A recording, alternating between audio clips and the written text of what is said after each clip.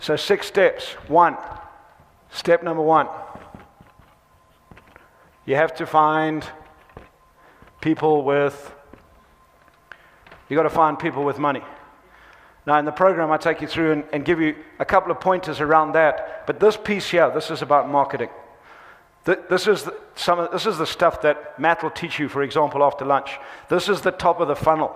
If you want, this is the sales process is a funnel. This is the top of the funnel. Find people with money. Are you speaking to the right people? When you're doing the work of getting in front of someone, do you have the right language that they can connect with? Many of you are doing a lot of work just speaking to the wrong people and getting frustrated. You know, some of you have the right people, you're just not doing enough work. So in marketing is about creating the right language. You know, I think Jen talked about story. What's the story that you're creating that people are reading into? So that's the piece of marketing that feeds into the sales funnel. Once you're connecting to the right people, then the next step is B2B. What's B2B? In our world, it's called belly to belly. This to this. One to one, one to many. Connecting with people. That's where a lot of times it falls down. I say to people, I got tons of leads. What have you done with them? Well, and what we do is we send emails. That's great, but it's the next step. The bigger, Matt, the bigger the value of the client that you teach people to connect with, the bigger the value of the connection that they have to have. Would that be fair? You get that? People want to play a big game, want to make big money, but they're not prepared to learn how to communicate on a big level. That's the art of sales. So the first step is you've got to find people with money. Step number 2, once you find them with money, this is when sales and marketing mix. Once you find people, once you find the right people, you've got the right target market, next step is you have to be able to approach and contact. You have to be able to approach and contact. In the sales program, I'll teach you to do 2 things. 1, how to get belly to belly. 2, how to pick up the phone and connect with people on a phone. You see, while you're ramping up the marketing engine, for many of you, you could actually just be out in the field speaking to people. But if that little voice is going to hold you back, the amount of people that I had said to me, Barry, when you start your business, you have to have a website. I go, website's great. I need to make flipping money. And the only way that I could make money was get in front of people, connect with people, do things, introduce myself, find out if they're interested while I was building this. Too many entrepreneurs, small businesses are waiting to build this before they can generate income, simply because they can't sell.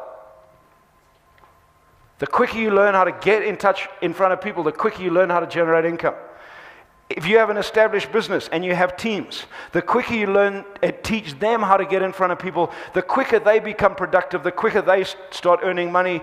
As your marketing engine starts ripping through and feeding leads, they're ready to act. I see too many sales reps in business sitting around waiting for marketing to feed them leads. That's not the job of a salesperson. The job of a salesperson is to get out and close deals. You have no leads, go find some flipping leads.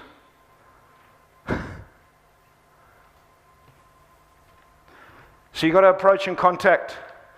There's many ways you can approach. Social media, all those type of things. Email, it's a skill.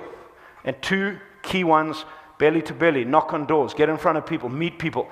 This weekend, every single one of you have an amazing opportunity to double, triple, quadruple your business just by the amount of people that are in this room. But if you cannot connect with people and meet people and find out what they want, you're not going to help. This is what I see. Hey, here's my card. Give me a call. I'd like to do business with you. Why? You connect. You add value to them. That's the art of sales. You approach contact. Once you approach contact, you have to be able to pitch and present.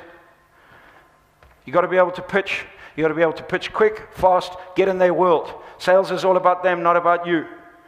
So one thing we'll take you through is teach you how to do a quick elevator pitch.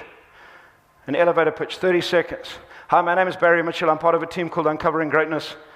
For over a decade, we've worked with thousands of entrepreneurs around the world to help them make a lot more money, build great teams, and increase their knowledge to allow them to take their business to a whole different level. Right now, is that something that would interest you? That's the game. Not, my name is Barry, and I work with Blair, and I'm with Robert, and I've had 12 years, and I do this.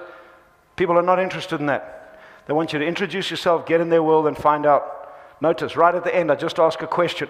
Would you be interested in that? Yes, I would, or no, I wouldn't. No, you wouldn't. Why not? Yes, I would. Excellent. What type of business do you have? Does that make sense? Yeah. We'll teach you how to do some pitching and presenting, how to connect with people through the art of asking questions. So you get in their world. So when you have an opportunity to present and you're sitting in the boardroom, you can connect with people straight away. Straight away. You don't need a PowerPoint presentation that goes zoom, swish, bang, whoopee, ding, nothing.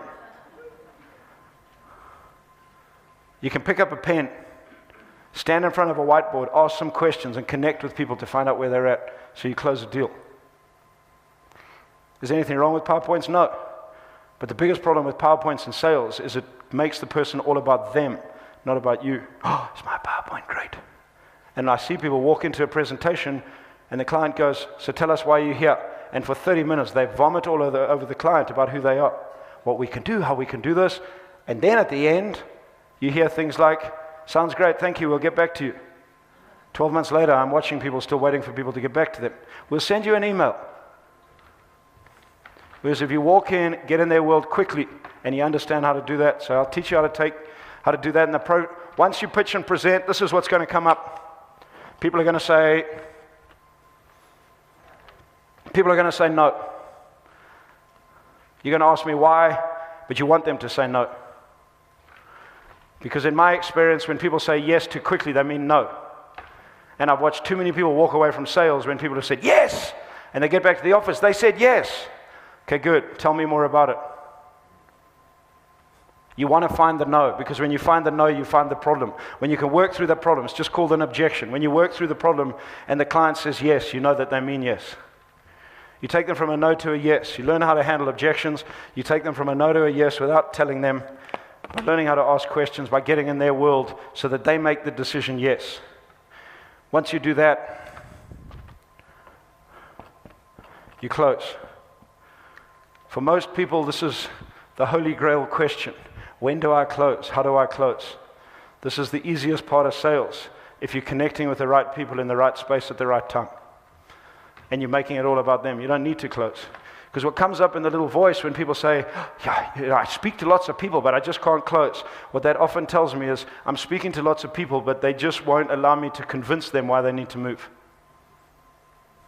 People will convince themselves when you connect with them. The most important part of closing is getting money in the bank. A sales charity until money's in the bank. How many of you are tired of running charity organizations? You've got to put money in the bank. No money in the bank, don't do the deal. You build a team, you can't pay your staff when your money is sitting in someone else's bank. Does that make sense? When you do that, you close, you follow up, and what it starts doing, it starts feeding the top of your funnel. So 6 key steps.